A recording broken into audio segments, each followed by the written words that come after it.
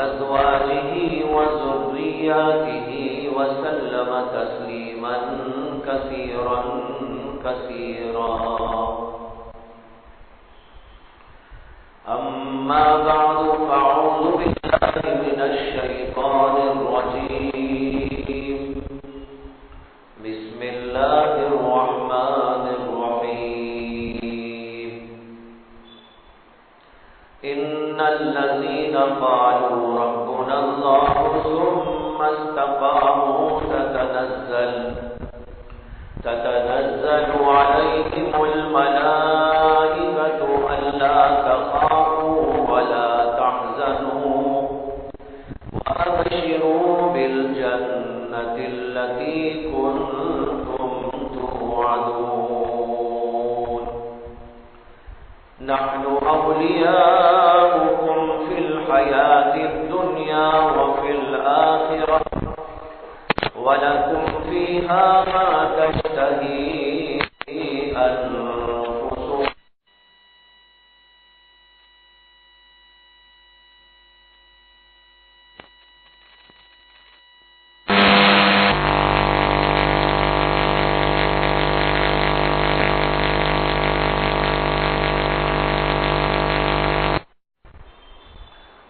اس وقت میں نے آپ کے سامنے چند آیات تلاوت کی ہے اور ان آیات میں ایک بڑا اہم اور ضروری مضمون اللہ تبارک و تعالی نے بیان فرمایا. قرآن پاک کے تمام مضامین ضروری ہیں، اس کا ہر حرف ہر لفظ کسی نہ کسی ضرورت ہی کی بات کو بتانے کے لیے اللہ نے نازل کیا. لیکن بعض وقت بعض مضامین حالات زمانے کے لحاظ سے لوگوں کے مزاج اور لوگوں کی ضروریات کے پیش نظر کچھ زیادہ اہم ہو جاتی ہے. ایسا ہی ایک مضمون یہ ہے جو ان آیات کے اندر بیان کیا گیا ہے اور اس مضمون کا حاصل ہے دین پر استقامت. دین پر تو ہم لوگ چلتے ہیں لیکن دین پر استقامت اس کے بارے میں تزلزل ہوتا رہتا ہے، اونچ نیچ ہوتی رہتی ہے. آدمی کچھ دنوں نمازی بن جاتا ہے، پرہیزگار بن جاتا ہے، بڑا شاغل بن جاتا ہے، لیکن پھر کچھ دنوں نماز سے بھی غافل، ذکر سے بھی دور، بلکہ گناہوں کے اندر مبتلا ہوتا چلا جاتا ہے. یہ استقامت کے خلاف ہے. استقامت یہ ہے کہ اللہ کے دین پر جم جائے، اس طرح جم جائے کہ اس کے اندر تسلسل ہو، اس کے اندر تواتر ہو، اس کے اندر بالکل یکسانیت کے ساتھ وہ چلتا رہے. اللہ چاہتے ہیں کہ بندے استقامت کے ساتھ دین کے اوپر قائم ہو جائے، جم جائے. ایسا اللہ کو مطلوب نہیں ہے کہ آدمی کبھی تو نمازی پرہیزگار اور کبھی دیکھو تو دین سے دور اور غافل ہو کر زندگی گزار رہا ہے. اللہ چاہتے ہیں کہ بندے ہر وقت اللہ کو یاد کریں، بندے ہر وقت اللہ کی عبادت کریں، بندے ہر وقت اللہ سے جڑے رہیں، بندے ہر وقت اللہ تعالیٰ کی اطاعت اور فرمانبرداری کرتے رہیں. ایسا نہیں کہ کبھی تو انسان اللہ کا بن گیا اور کبھی شیطان کا ہو گیا. کس قدر عجیب بات ہے کہ انسان کبھی تو رحمان کا بندہ بنے اور کبھی شیطان کا بندہ بن جائے. اللہ چاہتے ہیں کہ ہر وقت بندہ رحمان ہی کا بندہ بنا رہے. اس کو کہتے ہیں دین پر استقامت. یہ مضمون ہے جو ان آیات کے اندر پیش کیا گیا اور استقامت کی فضیلتیں بیان فرمائی گئی. فضیلت اس لیے بیان کی جاتی ہے تاکہ آدمی ان فضیلتوں کے حاصل کرنے کے لیے جد و جہد اور محنت کرتے ہوئے دین پر قائم ہو جائے۔ فضیلت اسی لیے بیان کی جاتی ہے، نماز کی فضیلت، روزے کی فضیلت، ذکر کی فضیلت، تقوی کی فضیلت، یہ ساری فضیلتیں جو قرآن میں حدیث میں بیان کی جاتی ہیں، اس کا مقصد یہ ہوتا ہے کہ انسان ان فضیلتوں کو پانے کے لیے ان چیزوں کو حاصل کرنے میں لگ جائے۔ جیسے نماز کی فضیلت بیان کی گئی، اس لیے بیان کی گئی تاکہ آدمی نمازی بن جائے اور وہ فضیلتیں حاصل کر لے۔ جب ان فضیلتوں کو حاصل کرنے کے لیے نماز پڑھتا رہے گا تو نمازی بن جائے گا۔ روزے کی فضیلتیں بیان کی جاتی ہیں تاکہ روزے کی فضیلتوں کو پانے کے لیے انسان محنت کرے اور روزے دار بن جائے۔ تقوی کی فضیلتیں بیان کی جاتی ہیں اس لیے تاکہ انسان ان فضیلتوں کو پانے کے پیچھے پڑ کر تقوی کی زندگی گزارنا سیکھ لے۔ اسی طرح اللہ تعالیٰ نے ان آیات کے اندر استقامت علی الدین کی فضیلتوں کو بیان کیا ہے۔ آیات کا ترجمہ یہ ہے کہ اللہ تعالیٰ فرماتے ہیں ان الذین قالوا ربنا اللہ ثم استقاموا، جو لوگ اس بات کا اقرار و اعتراف کرتے ہیں کہ ہمارا پروردگار اللہ ہے، یعنی عقیدہ رکھتے، اپنا نظریہ بناتے، اللہ کو ماننے کا نظریہ، اللہ کی باتوں کو ماننے کا نظریہ، اس کو اللہ نے کہا ان الذین قالوا، جو لوگ یوں کہتے ہیں، جو کہتا ہے وہ دل میں رکھ کر کہتا ہے۔ اس لیے میں نے اس کا ترجمہ کیا جو اعتراف کرتا ہے، جو اقرار کرتا ہے، جو مانتا ہے۔ کیا مانتا ہے؟ مانتا یہ ہے ربنا اللہ، کہ ہمارا پروردگار تو صرف اللہ ہی، اللہ کو مانتا ہے۔ اور آگے فرمایا ثم استقاموا، اور پھر وہ دین کے اوپر جم جاتا ہے۔ استقامت کے معنی ہے جم جانا۔ ثم استقاموا، پھر دین پر جم جاتا ہے۔ تتنزل علیہم الملائکہ، تو ایسے لوگوں پر اللہ کے فرشتے نازل ہوتے ہیں، یہ کہتے ہوئے آتے ہیں اللہ تخافوا ولا تحزنوا وابشروا بالجنۃ التي كنتم توعدون۔ اللہ کے فرشتے اس سے کہتے ہیں آ کر کہ تم خوف نہ کرو اور غم بھی نہ کرو، اور اس جنت کی بشارت سنو جس کا کہ تم سے وعدہ کیا جاتا تھا۔ اور یہ جنت کیسی جنت ہے؟ وَلَكُمْ فِيهَا، اور یہ بھی کہتے ہیں نَحْنُ أَوْلِيَاؤُكُمْ فِي الْحَيَاةِ الدُّنْيَا وَفِي الْآخِرَةِ، ہم تمہارے دوست ہیں اس دنیا کی زندگی میں بھی، اور ہم تمہارے دوست ہیں آخرت کی زندگی میں۔ وَلَكُمْ فِيهَا مَا تَشْتَهِي أَنفُسُكُمْ وَلَكُمْ فِيهَا مَا تَدَّعُونَ، اور تمہیں جنت میں وہ سب کچھ ملے گا جو تمہارا جی چاہے گا، اور وہ سب کچھ ملے گا جس کا تم مطالبہ کرو گے اور مانگو گے۔ یہ کیوں ہوگا؟ کہتے ہیں نزولا من غفور الرحیم، اس لیے کہ اللہ غفور و رحیم کی طرف سے یہ تمہاری میزبانی ہوگی۔ ایک آدمی آپ کے گھر آتا ہے، آپ کا بڑا گہرا اس سے تعلق ہوتا ہے، تو آپ اس کی مہمانداری کرتے ہوئے، اس کی میزبانی کرتے ہوئے یہ سمجھتے ہیں کہ میں نے اس کے ساتھ یہ جو سلوک کیا ہے یہ مجھے کرنا ضروری تھا۔ اس کو کہتے ہیں نزول، عربی کے اندر نزولا من غفور الرحیم، یہ اللہ رب غفور کی جانب سے، رب رحیم کی جانب سے تمہاری مہمانی کے طور پر ہوگا کہ جنت دی جائے گی، جنت میں وہ سب کچھ تم کو ملے گا جو تم مانگو گے، وہ سب کچھ ملے گا جس کا تمہارا جی چاہے گا، یہ ساری نعمتیں اللہ تم کو عطا فرمائے گا۔ یہ ترجمہ ہے ان آیات کا۔ ترجمے ہی سے یہ اندازہ ہو گیا کہ ان آیات کے اندر استقامت کا بیان اور استقامت کی فضیلتوں اور فوائد کا بیان ہے۔ پہلے تو اللہ نے استقامت کا ذکر کیا، ان الذین قالوا ربنا اللہ۔ یہ مضمون میں نے اس لیے اس موسم میں آپ کے سامنے بیان کرنا ضروری سمجھا کہ ابھی رمضان مبارک کا مہینہ گیا۔ رمضان میں ہم دیکھتے ہیں نمازیوں کی تعداد میں اضافہ، اور ذکر والے، شغل والے، نیکی والے، عبادت والے، مجاہدے والے، ذکر و تلاوت والے بہت بڑھ جاتے ہیں۔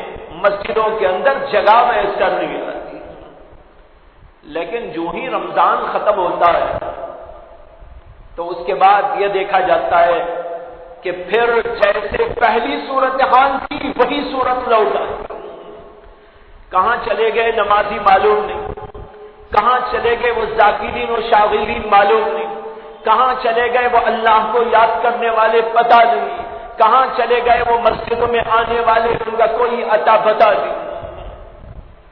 یہ جو صورتحال ہے امت مسلمہ کی، یہ انتہائی خطرناک صورتحال ہے کہ آدمی چند دنوں تو اللہ کی طرف آئے اور پھر یہ تہیہ کر کے آئے کہ جو بھی رمضان گزر جائے گا تو اس کے بعد میرا ان سے کیا تعلق، میرا نماز سے کیا تعلق، میرا مسجد سے کیا تعلق، میرا اللہ سے کیا تعلق۔ کہتے ہیں کہ حضرت بشر حافی ایک بہت بڑے اللہ والے گزرے ہیں، اسی لیے ان کے سامنے اس بات کا تذکرہ کیا کہ کچھ لوگ رمضان مبارک آتا ہے تو بہت عبادت کرتے ہیں، ریاضت کرتے ہیں، مجاہدہ کرتے ہیں اور ایسا کرتے ہیں، لیکن رمضان چلا جاتا ہے تو پھر اس کے بعد وہ غائب ہو جاتے ہیں۔ تو حضرت بشر حافی نے افسوس کے لہجے میں فرمایا، بڑا افسوس ہے ان لوگوں پر جو اپنے رب کو صرف رمضان میں پہچانتے ہیں، رمضان چلا جائے تو اللہ کو بھول جاتے ہیں۔ کیسی عجیب بات، وہ پروردگار جسے ہر لمحہ یاد رکھنا ہے، صبح بھی، شام بھی، دوپہر بھی، کھاتے وقت بھی، پیتے وقت بھی، سوتے وقت بھی، جاگتے وقت بھی۔ اسی لیے اللہ کے نبی علیہ السلام نے ہمیں اور آپ کو جو دروس عطا کیے، جو اسباق عطا فرمائے، اس کے اندر آپ نے اپنی سیرت و سنت کا نقشہ پیش کیا اور بتایا کہ انسان صبح ہو تو اللہ کا نام لے، اللہ کا نام لے کر صبح کرے، جب سونے کے لیے بستر پہ جائے اللہ کا نام لے کے بستر پہ جائے، جب بیت الخلا جائے اللہ کو یاد کر کے جائے، جب بیت الخلا سے باہر نکلے تب بھی اللہ کو یاد کرے۔ اسی طرح کھاتے وقت، پیتے وقت، جوتے پہنتے وقت، کپڑے پہنتے وقت، کپڑے نکالتے وقت، مسجد کو آتے ہوئے، گھر میں داخل ہوتے ہوئے، گھر سے خارج ہوتے ہوئے، مسجد سے نکلتے ہوئے، کون سا وقت ایسا ہے جس میں اللہ کے نبی علیہ السلام کی یہ تعلیم ہمارے سامنے نہیں ہے کہ ان مواقع پر یہ دعا پڑھو، یہ دعا پڑھو، یہ دعا۔ کپڑے پہننے کی دعا، کپڑے اتارنے کی دعا، مسجد میں آنے کی دعا، مسجد میں سے جاتے ہوئے دعا، گھر میں داخلے کی دعا، گھر سے نکلتے ہوئے کی دعا، بیت الخلا تک میں جاتے اور نکلتے وقت کی دعا، یہ سب کچھ اللہ کے نبی علیہ السلام کی تعلیم ہے۔ کیوں ہے کہ ایک مومن بندہ اپنے رب کو کبھی نہیں بھول سکتا، نہ سوتے ہوئے بھول کے سوئے، نہ اٹھتے ہوئے اللہ کو بھول کے اٹھ جائے، نہ کھاتے ہوئے اللہ کو فراموش کرے، نہ پیتے ہوئے اللہ کو فراموش کرے۔ بندہ مومن کبھی اللہ کو فراموش نہیں کر سکتا۔ لیکن کیا حالت ہے مسلمانوں کی کہ رمضان چلا جاتا ہے تو ایسا معلوم ہوتا ہے کہ انہوں نے اللہ ہی سے اپنے رشتے کو توڑ لیا ہے۔ رمضان آیا تو اللہ سے جڑ گئے، رمضان گیا تو اللہ سے توڑ گئے۔ اب ان کو ایک سال تک دیکھو نہ نمازوں کی فکر ہے، نہ کسی اور عبادت کی فکر ہے، نہ اچھے اور برے کی تمیز ہے، نہ کسی اللہ کے احکام کی ان کو فکر ہے، بس یوں ہی الگ تک زندگی گزارتے رہتے ہیں۔ اس لیے میں نے استقامت کے عنوان کو آپ کے سامنے بیان کرنا ضروری سمجھا تاکہ ہم سال بھر استقامت کے ساتھ میں رہیں۔ اللہ کا یہی مطالبہ ہے، تو فرمایا ان الذین قالوا، جو لوگ کہتے ہیں ربنا اللہ، ہمارا پروردگار اللہ، کہنے کو ہم سب کہتے ہیں نہیں کہتے، ہمارا یقین ہے، ہمارا ایمان ہے، ہمارا عقیدہ ہے ربنا اللہ کہ ہمارا پروردگار اللہ ہی ہے. یہ ترجمہ ہے اس کا. ربنا اللہ، عربی میں کچھ قواعد ہوتے ہیں، ان قواعد کے ساتھ گفتگو ہوتی ہے، اور ان قواعد میں جو ہے کچھ چیزیں ایسی ہوتی ہیں کہ اس طرح اس کو بیان کرو تو یہ مفہوم نکلتا ہے، اس طرح بیان کرو تو یہ مطلب نکلتا ہے. اب یہاں کہا گیا ربنا اللہ، عربی والے اسے کہتے ہیں مبتدا خبر دونوں معرفہ ہے.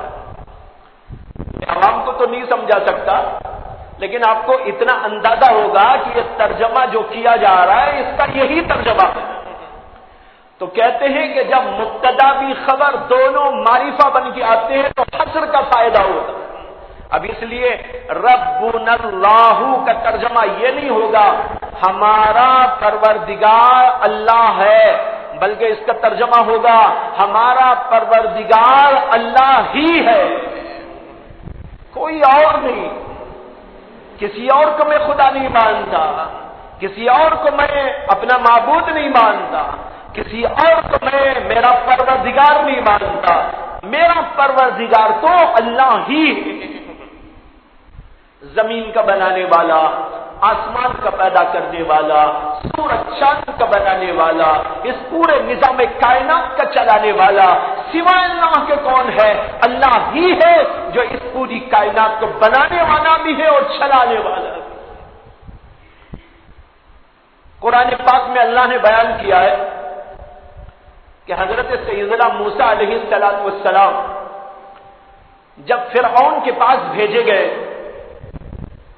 کہ جاؤ اس کی اصلاح کرو اور اس کو سمجھاؤ، اس کا دماغ خراب ہو گیا ہے، وہ اپنے آپ کو رب کہتا ہے، اپنے آپ کو پروردگار کہتا ہے اور دعویٰ کرتا ہے انا ربکم الاعلی، کہ میں تمہارا بہت بڑا پروردگار ہوں. حضرت موسیٰ علیہ السلام جب اس کے پاس میں گئے اور جا کر بتایا کہ مجھے اللہ نے اپنا پیغمبر چنا ہے، اور وہ بھی گئے تھے اور ان کے ساتھ ان کے بھائی حضرت سیدنا ہارون علیہ السلام، دونوں کو اللہ نے پیغمبر بنایا. حضرت ہارون کو حضرت موسیٰ کی سفارش پر اللہ نے پیغمبری عطا کی. حضرت موسیٰ علیہ السلام کی زبان میں تھوڑی سی لکنت تھی، جب وہ گفتگو کرتے تھے تو ذرا سی لکنت کے ساتھ بولتے تھے. جب ان کو اللہ نے پیغمبری کا منصب عطا کیا تو انہوں نے کہا کہ اے اللہ، میری زبان میں تو تھوڑی سی لکنت ہے، میرے بھائی یہ ہارون ہوا افصح منی لسانا، وہ میرے سے زیادہ فصیح ہے، جب بولتے ہیں تو میرے سے زیادہ فصاحت کے ساتھ میں بولتے ہیں، اس لیے آپ ان کو میرے ساتھ میرا معاون پیغمبر بنا دیجیے. اللہ تبارک و تعالیٰ نے ان کی درخواست کو قبول کیا اور حضرت ہارون علیہ السلام کو بھی اللہ نے پیغمبر عطا کی اور کہا کہ تم دونوں جاؤ اور اس کی اصلاح کے لیے کمر باندھو. جب حضرت موسیٰ علیہ السلام گئے اور جا کر اپنا تعارف کرایا، جانتا تو وہ پہلے سے تھا، اس لیے کہ حضرت موسیٰ تو اسی کے گھر میں پلے تھے، اسی کے محل میں ان کی پرورش ہوئی تھی، اسی لیے اس نے کہا تھا الم نربک فینا ولیدا، کیا جب تم بچے تھے تو ہماری ہی تربیت میں نہیں تھے تم؟ تو اس نے کہا کہ ہاں تم تو ہماری ہی تربیت میں رہے. بہرحال حضرت موسیٰ علیہ السلام نے اپنا تعارف کرایا اور اپنی نبوت کا ذکر فرمایا اور کہا کہ اللہ نے مجھے نبی اور پیغمبر بنا کر بھیجا ہے اور یہ حکم دیا ہے کہ یہ لوگوں پر جو ظلم ڈھاتا ہے، بنی اسرائیل پہ ظلم کرتا ہے، ان سے ان کو رہائی دے اور ہمارے ساتھ میں بھیجے. حضرت موسیٰ علیہ السلام جب گئے تھے تو ان کے الفاظ تھے کہ انا رسول رب العالمین، ہم رب العالمین کے پیغمبر ہیں۔ تو فرعون کہنے لگا وما رب العالمین، یہ رب العالمین کیا ہوتا ہے؟ کہنے لگا وما رب العالمین، یہ رب العالمین کیا چیز ہے؟ یہ بھی نہیں کہا کون ہے، ایک ہوتا نا کون اور ایک ہوتا کیا۔ ہماری زبان میں اردو میں آپ غور کریں، کون کا لفظ وہاں بولتے ہیں جہاں کسی انسان کے بارے میں پوچھنا ہو یا کسی شخصیت کے بارے میں پوچھنا ہو، وہاں پر کہتے بھائی کون آئے ہیں، کہاں سے آپ آئے ہیں، کس نے آپ کو بھیجا ہے۔ لیکن اگر چیز کے بارے میں پوچھنا ہو تو کہتے کیا چیز۔ جیسے گھڑی کو پوچھیں گے تو بولے کہ بھائی کیا چیز ہے یہ گھڑی، کیا چیز ہے یہ۔ تو چیزوں کے لیے سوال الگ انداز کا ہوتا ہے، شخصیات کے بارے میں سوال الگ انداز کا ہوتا ہے۔ لیکن اتنا بلید الذہن تھا کہ جب حضرت موسیٰ علیہ السلام نے کہا انا رسول رب العالمین، کہ ہم رب العالمین کی طرف سے پیغمبر بنا کے تیرے پاس میں بھیجے گئے ہیں، تو وہ کہنے لگا وما رب العالمین، رب العالمین کیا چیز ہے، کون ہے نہیں کہا کیا چیز ہے رب العالمین۔ حضرت سیدنا موسیٰ علیہ السلام نے فرمایا رب السماوات والارض وما بینہما ان کنتم موقنین۔ رب العالمین کو جاننا چاہتے ہو؟ رب العالمین وہ ہیں جو آسمانوں کا رب، زمینوں کا رب، زمین و آسمان کے درمیان کی تمام چیزوں کا بنانے والا خالق و مالک ہے۔ یہ زبردست جواب تھا حضرت سیدنا موسیٰ علیہ السلام کا، رب السماوات والارض وما بینہما ان کنتم موقنین۔ یہ سن کر فرعون کا پارا چڑھ گیا، اس لیے کہ وہ خود کو کہتا تھا نا میں رب ہوں۔ اب حضرت موسیٰ کہہ رہے کہ رب کون ہے؟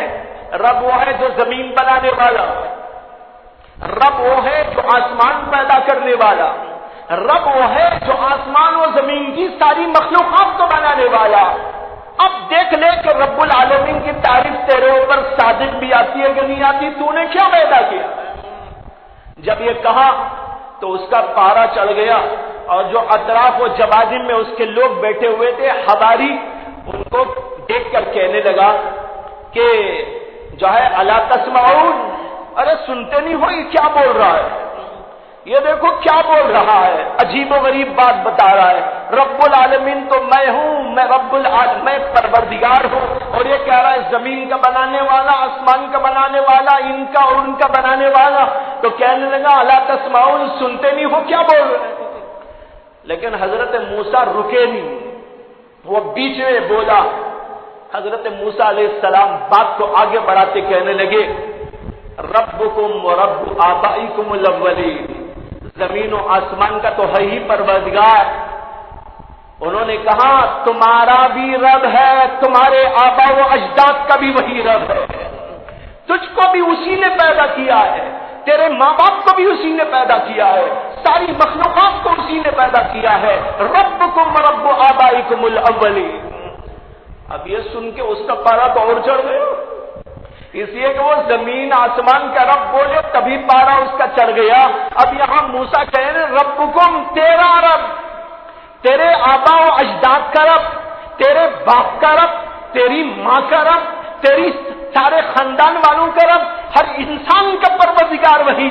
اب اس کا دماغ اور چڑھ گیا، اور جو بیٹھے ہوئے تھے ان کو دیکھ کر کہنے لگا ان رسولکم الذی ارسل الیکم لمجنون، جو پیغمبر بنا کے تمہارے پاس بھیجا گیا ہے پاگل معلوم ہوتا ہے مجھے، پاگل۔ حضرت موسیٰ کو پاگل کہنے لگا، خود تو پاگل ہے لیکن موسیٰ علیہ السلام ایک حقیقت بیان کر رہے ہیں۔ اب ذرا سوچ کے دیکھو کتنا پاگل ہے یہ کہ حضرت موسیٰ کو پاگل بول رہا ہے لیکن خود کے پاگل پن کی طرف دماغ نہیں جا رہا ہے۔ اس نے کیا پیدا کیا؟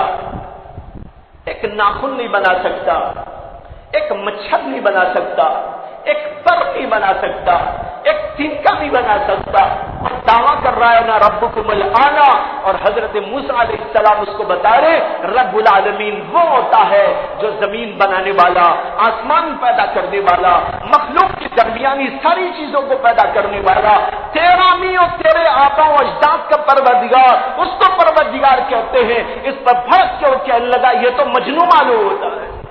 لیکن حضرت موسیٰ ٹکے نہیں، اپنی گفتگو کو اور آگے بڑھاتے ہوئے انہوں نے کہا رب المشرق والمغرب وما بینہما ان کنتم تعقلون، اگر تم عقل رکھتے ہو تو ذرا سوچ کے دیکھو رب العالمین وہ ہے جو مشرق کا رب، جو مغرب کا رب، مشرق و مغرب کے درمیان کی تمام چیزوں کا پروردگار۔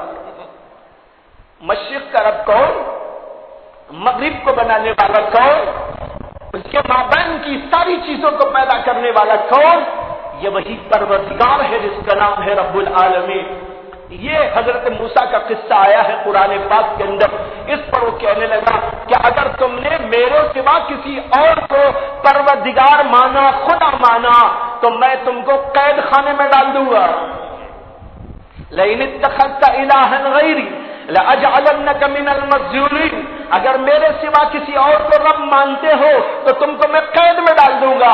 حضرت موسیٰ علیہ السلام کہنے لگے اگرچہ میں تمہارے پاس دلیل لاؤں تب بھی؟ اس نے کہا اچھا بتاؤ کیا دلیل لائے ہو؟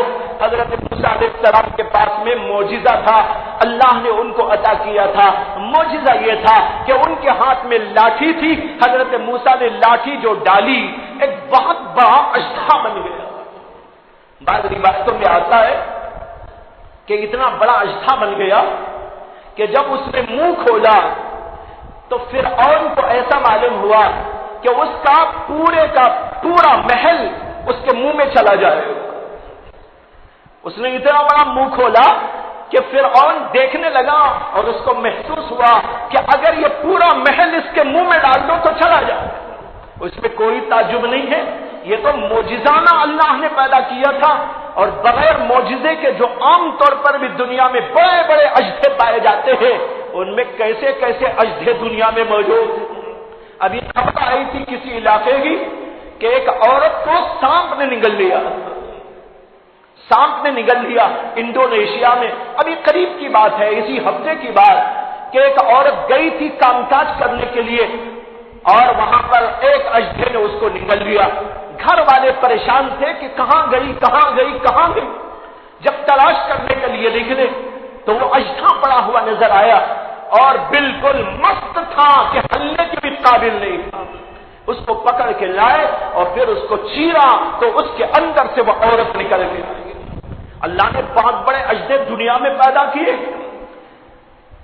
چند سال پہلے کی بات، شاید 3-4 سال پہلے، میں دہرادون کے علاقے میں آگے ایک بہت بڑا جنگل کا علاقہ ہے اور دہرادون کے بعد سے شروع ہوتا ہے اور وہ کشمیر تک چلا جاتا ہے۔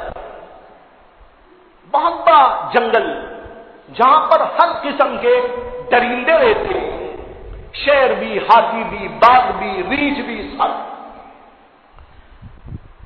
وہاں پر حضرت مولانا مفتی مہربان علی صاحب رحمت اللہ علیہ میرے استاد، انہوں نے وہاں پر ایک بڑا تعلیمی سلسلہ جاری کیا تھا، مکاتب کا نظام بنایا تھا۔ آپ کہیں گے جنگل میں کیوں بنایا؟ جی وہ جنگل ایسا جنگل ہے کہ اس جنگل کے اندر بہت سارے لوگ بستے، اور عجیب بات یہ ہے کہ جتنے لوگ وہاں پر بستے ہیں وہ سارے کے سارے اپنے آپ کو مسلمان کہتے ہیں۔ ہمارا کئی دفعہ جانا ہوا، کشمیریوں جیسا ان کا چہرہ اور جو ہے رنگ روپ، ملاقاتیں ان سے ہوئی، ان سے ہم پوچھتے ہیں کہ بھئی تمہارا نام کیا؟ تو نام بھی کچھ عجیب عجیب رکھے ہوئے ہیں، کچھ صحیح بھی ہیں کچھ غلط۔ اب ان سے اگر آپ پوچھیں کہ تم کون سے مذہب والے ہو، وہ کہتے ہیں کہ ہم مسلمان ہیں۔ لیکن ان سے آپ پوچھیں کہ مسلمانی کسے کہتے ہیں، اسلام کیا ہے، وہ اسلام کے بارے میں کچھ نہیں جانتے۔ اللہ کو جانتے ہیں، رسول اللہ صلی اللہ علیہ وسلم کا نام جانتے ہیں، لیکن اس کے علاوہ کچھ نہیں جانتے، بالکل جنگل کے علاقے کے رہنے والے لوگ۔ وہاں پر کئی دفعہ جانا ہوا، اب 3-4 سال پہلے ایک دفعہ میرا جانا ہوا، تو وہاں کے لوگوں نے ہم سے کہا کہ مولانا اگر آپ کل پرسوں آ جاتے یہاں تو بڑا عجیب تماشا آپ کو نظر آتا۔ میں نے کہا کیا؟ کہنے لگے کہ یہی قریب میں جہاں میں گیا تھا، جن لوگوں کے پاس، جن کے جھونپڑوں میں وہ جھونپڑے بنائے رہتے، اور وہ جھونپڑے بھی ایسے کہ ان جھونپڑوں کے لیے کوئی دروازہ نہیں، بغیر دروازے کے بس یوں ہی رہتے ہوئے لوگ صرف چھت سی ڈال لیتے ہیں، لیکن ہر گھر کے دروازے میں جہاں گھسنے کا ہوتا ہے وہاں پر آگ جلانے کا سسٹم ہے کہ ایک چھوٹا سا چولہا، بڑا سا چولہا رہتا ہے، اس میں 24 گھنٹے وہ لوگ آگ جلاتے رہتے ہیں۔ جنگل والوں کو لکڑی ہر وقت دستیاب ہے، بس لائے لکڑی اور ڈال دی اور اپنے کام میں لگے۔ ہم نے ان سے پوچھا کہ بھئی آپ لوگ جنگل میں رہتے ہیں جہاں پر ہاتھی بھی اور ایسے ایسے جانور رہتے ہیں، آپ لوگوں کو خطرہ نہیں معلوم ہوتا، اور آپ یہاں کیسے سوتے ہیں، آپ کو نیند کیسے آ جاتی ہے؟ وہ کہنے لگے کہ یہ ہمارا دروازہ یہی آگ ہے، آگ جب ہوتی ہے تو کوئی جانور اندر داخل نہیں ہوتا، وہیں سے بھاگ جاتا، اسی لیے ہم آگ جلاتے ہیں، اس لیے یہاں سے کوئی جانور کے گزرنے کا سوال نہیں۔ تو بہرحال میں بتا رہا تھا کہ انہوں نے کہا کہ اگر آپ 2-3 دن پہلے یہاں پر آتے تو بڑا عجیب و غریب تماشا نظر آتا۔ میں نے کہا کیا؟ تو وہ لوگ کہنے لگے کہ یہاں پر 1 مہینے سے ایک اژدھا آیا ہوا تھا، بہت بڑا اژدھا، اور ایسا مست پڑا ہوا تھا۔ فارسٹ ڈپارٹمنٹ کے لوگ متحرک ہوئے اور بڑی کوشش کی کہ کسی طرح اس کو اٹھا کے لے جائیں، لیکن اٹھا کے لے جانا تو بہت بڑا مسئلہ تھا، اس لیے کہ اژدھا تو دور سے بھی اگر اپنی سانس کے ذریعے کسی انسان کو کھینچنا چاہے تو سانس کے ذریعے کھینچ لیتا ہے۔ انہوں نے کہا کہ اس کے قریب کون جائے اور کیسے اٹھائے؟ بڑی محنتوں کے بعد، بڑے بڑے لوگوں سے مشوروں کے بعد، جو اس کے ماہرین تھے، یہ کیا گیا کہ اس کو انجیکشن دیا گیا، اور اس انجیکشن سے اس کو بے ہوش کیا گیا۔ بے ہوش ہو جانے کے بعد اس کو کل یا پرسوں ہی یہاں سے اٹھا کے لے جایا گیا۔ انہوں نے کہا بہت بڑا ٹرک جو 10 ویل کا ہوتا ہے اس میں اس کو ڈالا گیا، تو اندر آدھا تھا باہر آدھا تھا، لپیٹ کے اس کو ڈالا گیا، تو انہوں نے کہا کہ اندر آدھا تھا اور باہر آدھا تھا، اتنا لمبا چوڑا۔ میں اس کو سنتے ہوئے ہی میرے جھرجھریاں آ گئی بدن کے اوپر، جن لوگوں نے دیکھا ہے ان کا حال کیا ہو۔ لیکن بھائیوں، یہ سب اللہ تعالیٰ کی قدرت ہے۔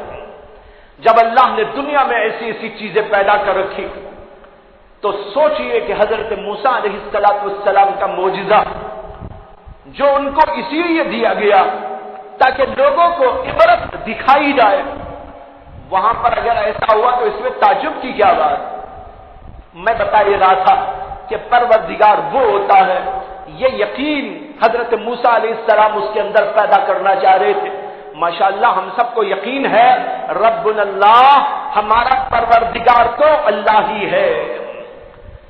یہ تو ہوا یقین کا بیان۔ اس کے بعد اللہ نے کہا ثم استقاموا، اس یقین کے بعد اس کے اوپر وہ لوگ جم جاتے ہیں، استقامت کے ساتھ قائم ہو جاتے ہیں۔ یہی استقامت کا بیان اصل میں مقصود ہے اس موقع پر، تو اللہ تعالیٰ نے اس کے اندر استقامت کا بیان کرتے ہوئے کہا ثم استقاموا، پھر وہ لوگ جم جاتے ہیں۔ یہاں پر مفسرین کا تھوڑا سا رائے کے اندر اختلاف ہے۔ بعض کہتے ہیں ربنا اللہ میں ایمان کا بیان ہے، عقیدے کا بیان ہے، اور ثم استقاموا کے اندر عبادات و اعمال کے اندر پابندی کا بیان ہے۔ آیت کا حاصل پھر یہ ہوا کہ جو لوگ ایمان لاتے، جو لوگ یقین اور عقیدہ مضبوط کر لیتے ہیں، پھر اس کے بعد اعمال پر جم جاتے ہیں، نماز پر، روزے پر، ذکر پر، تلاوت پر، تمام عبادتوں پر اور اللہ کی نافرمانیوں سے بچنے پر، ان سب کے اوپر جو جماؤ پیدا کر لیتے ہیں، ایسے بندوں کے لیے بشارت ہے۔ اور بعض علماء کا کہنا یہ ہے کہ ان میں استقامت کا جو بیان ہے وہ ایمان ہی کی استقامت کا بیان ہے، اور آیت کا مطلب یہ ہے کہ جو ایمان لاتے ہیں اور ایمان پہ جم جاتے ہیں، ان کے ایمان پر کوئی چیز اثر انداز نہیں ہوتی، نہ مال پیسہ اثر انداز ہوتا ہے، نہ خوف اور دہشت اثر انداز ہوتی ہے۔ مال ان کے سامنے پیش کرو، ان کا ایمان ڈگمگا نہیں جائے گا، اگر خوف کی صورت پیش آئے تب بھی ان کے ایمان میں کوئی ڈگمگاہٹ نہیں پیدا ہوگی، وہ ایمان کے اوپر جمے رہتے ہیں۔ جیسے صحابہ جمے رہے، ان کو لالچ دینے والوں نے لالچ بھی دیا تھا، اور خوف اور دہشت میں مبتلا کرنے والے لوگوں نے ان کو دہشت میں بھی مبتلا کیا تھا۔ حضرت بلال حبشی کو کیا کیا جاتا تھا؟ روزانہ مارا جاتا تھا، پیٹا جاتا تھا، پتھر کی سل ان کے اوپر رکھی جاتی تھی، گرم گرم سل کے اوپر ان کو لٹایا جاتا تھا، لیکن ان کی زبان سے نکلتا تھا اللہ احد اللہ احد۔ اتنا ظلم و دہشت ہونے کے باوجود ان کے ایمان میں رتی برابر تزلزل نہیں آیا۔ ایسے بے شمار واقعات حضرات صحابہ کے موجود، باقی لوگوں کے بھی موجود۔ کہتے ہیں کہ ایک صحابی حضرت عبداللہ بن حذافہ رضی اللہ تعالی عنہ کو کافروں نے پکڑ لیا تھا، اور ان کے چند ساتھیوں کو بھی، اور ان کو لے جا کر جو ہے ظلم کیا گیا، مارا پیٹا گیا، اور پھر ان سے کہا گیا کہ تم عیسائیت کو قبول کر لو، اگر تم عیسائی بن جاؤ گے تو ہم تم کو رہا کر دیں گے۔ لیکن انہوں نے کہا کہ یہ بات کبھی نہیں ہو سکتی۔ پھر ان سے یہ کہا گیا کہ لالچ دے کر، انہوں نے کہا اس سے بھی کام نہیں چلے گا۔ لالچ کے بعد ان کو خوف و دہشت میں مبتلا کیا گیا، اور خوف و دہشت کیوں اور کیسی؟ روایتوں کے اندر آتا ہے کہ بادشاہ وقت نے آگ جلانے کا حکم دیا، اور ایک بہت بڑا دیگ اس کے اوپر چڑھایا گیا، اور اس دیگ کے اندر تیل ڈالا گیا، اور تیل کو خوب گرم کیا گیا، یہاں تک کہ جب وہ تیل کھولنے لگا تو کہنے لگا بادشاہ کہ ان کے ساتھیوں میں سے ایک کو پکڑ کے اس میں ڈال دو۔ اب ذرا آپ اندازہ کریں کہ کیا ہوا ہوگا۔ گرم کھولتے ہوئے تیل میں ایک انسان کو اٹھا کر زندہ ڈالا گیا تو 2-4 منٹ ہی میں وہ تو تلا گیا، بھنا گیا اور ختم ہو گیا۔ اس طرح ایک کے بعد دوسرے کے بعد تیسرے کو ڈالا گیا، یہاں تک کہ نمبر آیا حضرت عبداللہ بن حذیفہ رضی اللہ عنہ، جو ان سب کے سردار تھے۔ حضرت عبداللہ بن حذیفہ کو دیکھا گیا اس موقع پر کہ وہ زاروں قطار رو رہے۔ بادشاہ یہ سمجھا کہ شاید اپنے ساتھیوں کو یوں جلتا ہوا اور بھنتا ہوا دیکھ کر ان کا دل کچھ پسیج گیا ہے، اب یہ ہماری بات مان لے۔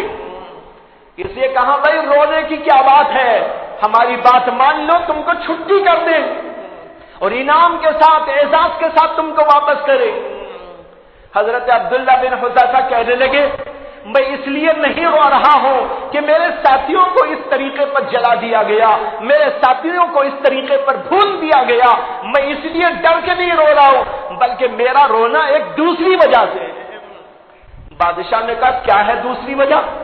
انہوں نے کہا اس لیے رو رہا ہوں کہ اب آپ حکم دیں گے کہ مجھ کو اٹھا کے ڈالو، میں 2 منٹ میں اللہ کے نام پہ مر جاؤں گا، میری ایک جان ہے اور اللہ کے لیے ایک جان کام آ جائے گی، میں اس لیے رو رہا ہوں کہ میرے پاس اگر 100 جانیں ہوتی تو اللہ کے لیے 100 کی 100 جانیں قربان کر دیتا۔ تو رونا اس لیے نہیں ہے کہ میں ڈر رہا ہوں، بلکہ اس لیے ہے کہ میرے پاس ایک جان ہے، کیوں نہیں میرے پاس 2 جانیں ہوتی، کیوں نہیں میرے پاس 100 جانیں ہوتی، اگر اتنی جانیں ہوتی تو اللہ کے لیے ان کو بھی لٹا دیتا۔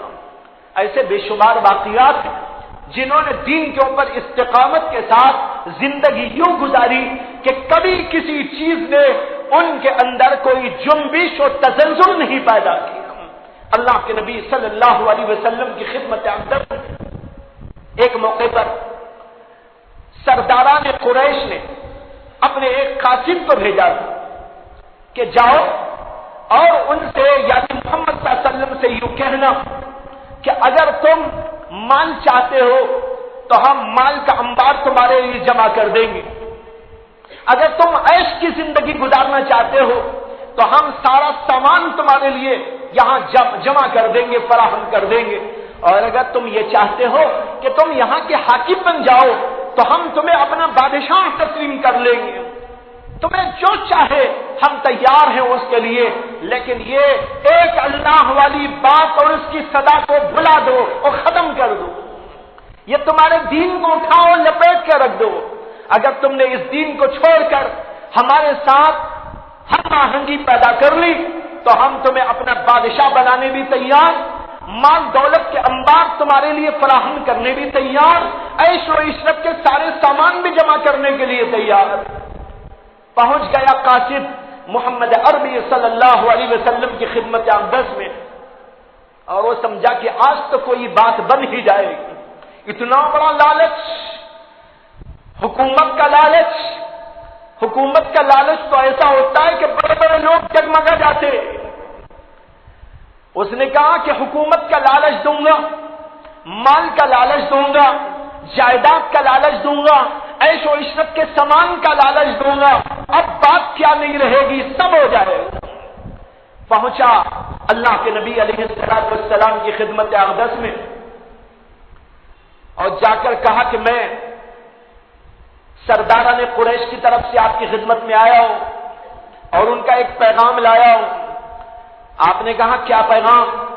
کہا کہ میرا پیغام یہ ہے جو ان لوگوں نے مجھے دے کر بھیجا ہے کہ اگر آپ کا مقصد اس دین کی تحریک سے یہ ہے، توحید کے سبق سے یہ ہے کہ آپ یہاں کے بڑے بن جائیں، حاکم بن جائیں، ہم آپ کو بادشاہ بنا لیں گے، اگر آپ مال دولت چاہتے ہیں تو ہم مال و دولت دے دیں گے، اگر آپ عیش و عشرت کے سامان چاہتے ہیں سب کچھ آپ کے لیے جمع کر دیں۔ جب اس نے اپنی بات ختم کی، اللہ کے نبی علیہ السلام نے فرمایا تمہاری بات ختم ہو گئی؟ اس نے کہا جی ہاں میری بات ختم ہو گئی۔ اللہ کے نبی علیہ السلام اس سے کہا کہ اب میں کچھ سناتا ہوں وہ سن لو۔ اس نے کہا جی فرمائیے کیا ہے؟ اللہ کے نبی علیہ السلام سورہ حامیم سجدے کی تلاوت شروع کر دیتے۔ اب حامیم سجدے کی تلاوت ہو رہی ہے، اس کے اندر اللہ تبارک و تعالیٰ کے پیغامات آ رہے ہیں اور پھر اللہ کے زمین و آسمان کے بنانے کا تذکرہ آ رہا ہے، اور پھر اسی کے فوراً بعد یہ بھی کہا جا رہا ہے کہ اگر تم ان باتوں کو نہیں مانتے، اللہ سے اعراض کرتے ہو، زمین و آسمان کے خالق کو چھوڑ کر غلط چیزوں کی پوجا میں لگتے ہو، تو پھر یاد رکھنا میں تم کو ڈراتا ہوں اسی عذاب سے جو قوم سمود پر قوم عاد پہ آیا۔ قوم سمود اور قوم عاد پر جو عذاب آیا اس کی دھمکی اس کے اندر دی گئی۔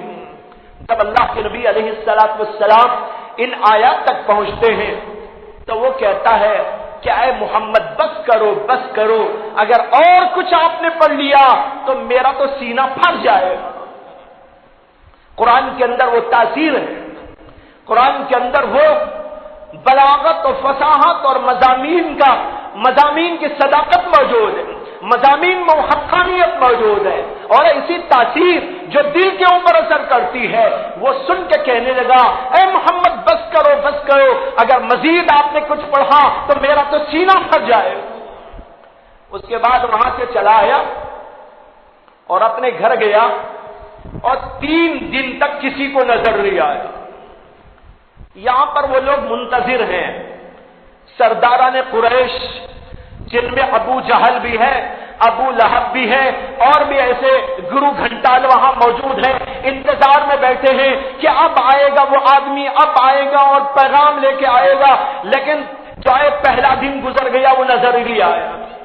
لوگ سوچتے رہے کہاں چلا گیا، لیکن دوسرا دن بھی ہوا نظر نہیں آیا، یہاں تک کہ تیسرا دن ہوا اور قریش کے وہ سردار جہاں مشورے کے لیے بیٹھتے تھے کعبۃ اللہ کے قریب وہاں پر بیٹھے ہوئے ہیں، اس وقت وہ آتا ہوا دکھائی دیا۔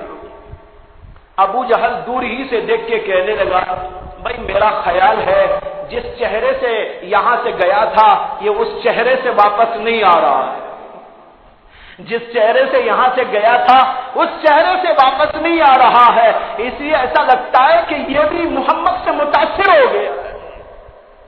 وہ واپس آیا اور کہنے لگا میں محمد کی خدمت میں گیا تھا صلی اللہ علیہ وسلم، میں نے تمہارا پیغام ان کو سنا دیا اور انہوں نے مجھے ایک ایسا کلام سنایا، خدا کی قسم خدا کی قسم وہ کسی کاہن کا کلام نہیں، وہ کسی شاعر کا کلام نہیں، وہ کچھ ایسا کلام ہے جو دل کے اوپر اثر انداز ہوتا چلا گیا۔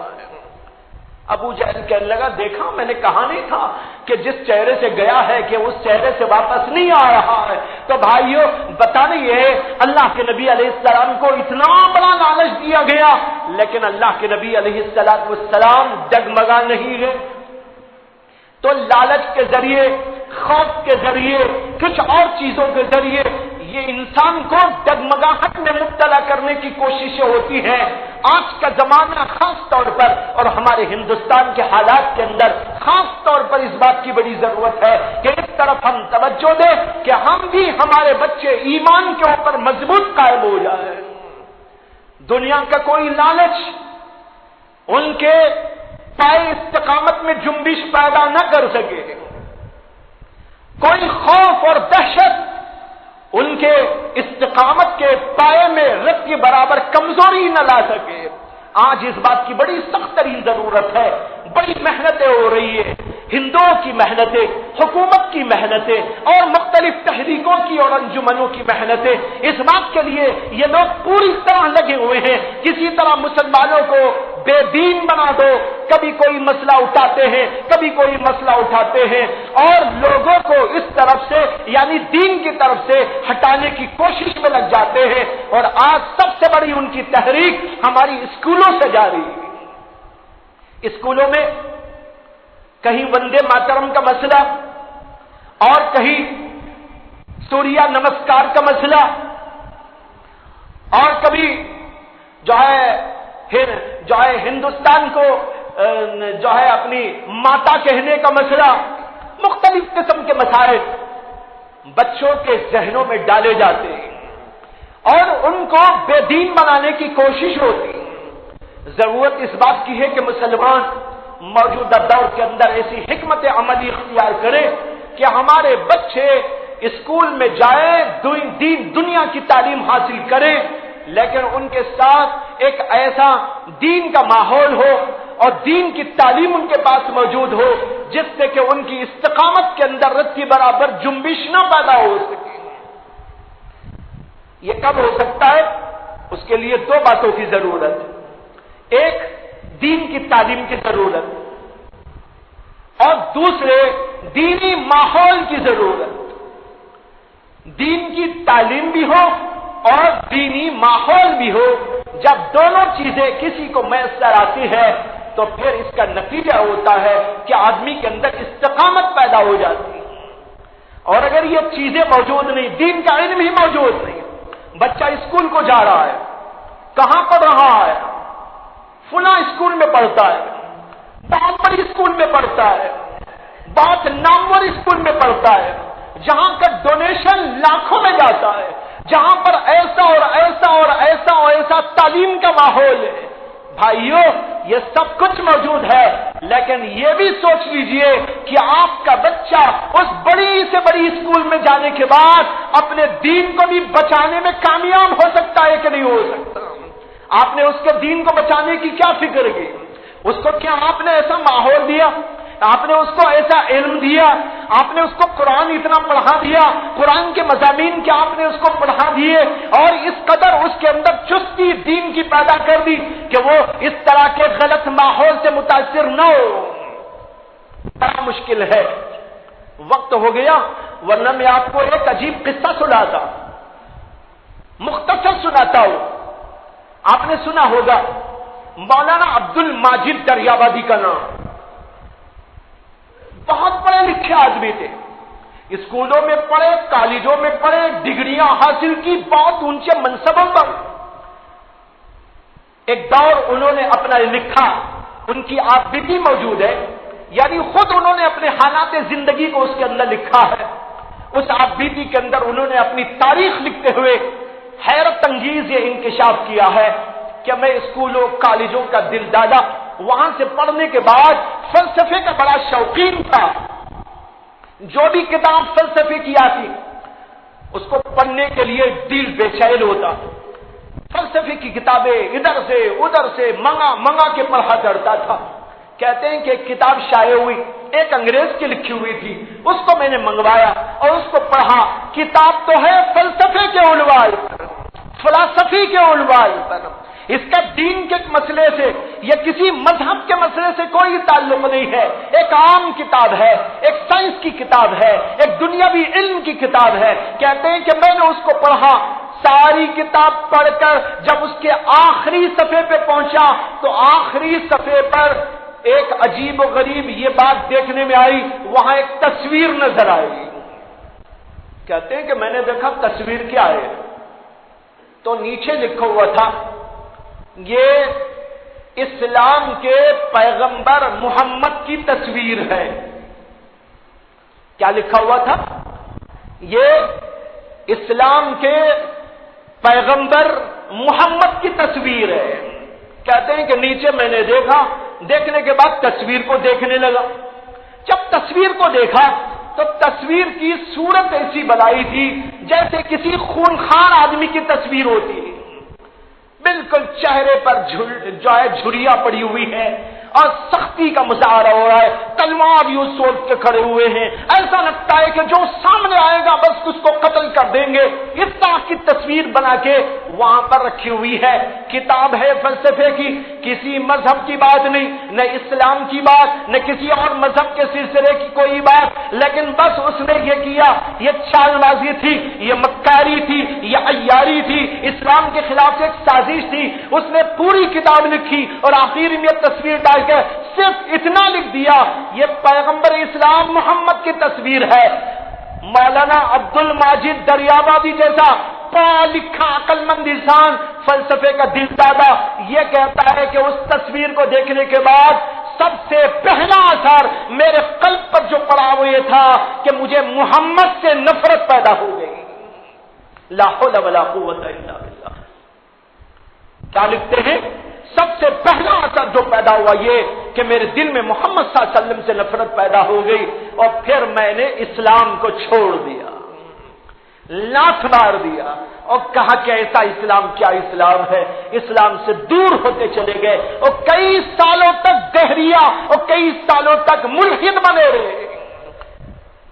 لیکن یہ اللہ کا کرنا کہ پھر اللہ تبارک و تعالی نے حضرت شیخ الاسلام مولانا حسین احمد مدنی سے ان کا رابطہ پیدا کیا اور حضرت مولانا حسین احمد مدنی نور اللہ مرقدہ نے بنفس نفیس ان کو لے جا کر حضرت حکیم الامت مولانا اشرف علی تھانوی سے ملاقات کرا دی۔ حضرت تھانوی کی ملاقات اور ان کی زیارت اور ان کی دعائیں اور ان کی صحبت اور شیخ الاسلام سے بیعت اور ان کے ساتھ میں تعلق، ان چیزوں نے ان کے اندر دوبارہ اسلام کو زندہ کیا اور پھر اس کے بعد وہ بہت بڑے محقق عالم بن گئے۔ میں بتانا کیا چاہ رہا ہوں، اس طرح اس ماحول کا اثر ہے۔ جس ماحول میں ہم اپنے بچوں کو چھوڑتے ہیں وہاں پتہ نہیں کیا کیا کہہ کر، کبھی تصویریں دکھا کر، کبھی کسی اور چیز کے ذریعے اسلام کے بارے میں گندگی، اسلام کے بارے میں ذہنیت کو خراب کرنے کا ایک سلسلہ چلتا رہتا ہے۔ لیکن بھائیو، ہمیں اپنے بچوں کی اور اپنے جو ہے نسلوں کی کوئی فکر نہیں ہے کہ دین پر یہ کیسے قائم رہیں گے اور کیسے زندگی گزاریں گے۔ سب سے پہلے یاد رکھ لیں کہ ہم جو کچھ بھی ہیں لیکن سب سے پہلے ہم اللہ کے بندے ہیں اور مسلمان، اس کے بعد ہم جو بھی ہیں۔ بہرحال استقامت کے لیے ضروری ہے کہ ہم اس طریقے پر اپنے آپ کو سوچیں۔ یہ چند باتیں اس وقت میں آپ کے سامنے لائی گئی، لیکن یہ مضمون ابھی باقی ہے، اس کو پھر انشاءاللہ عرض کروں گا۔ وآخر دعوانا ان الحمدللہ رب العالمین۔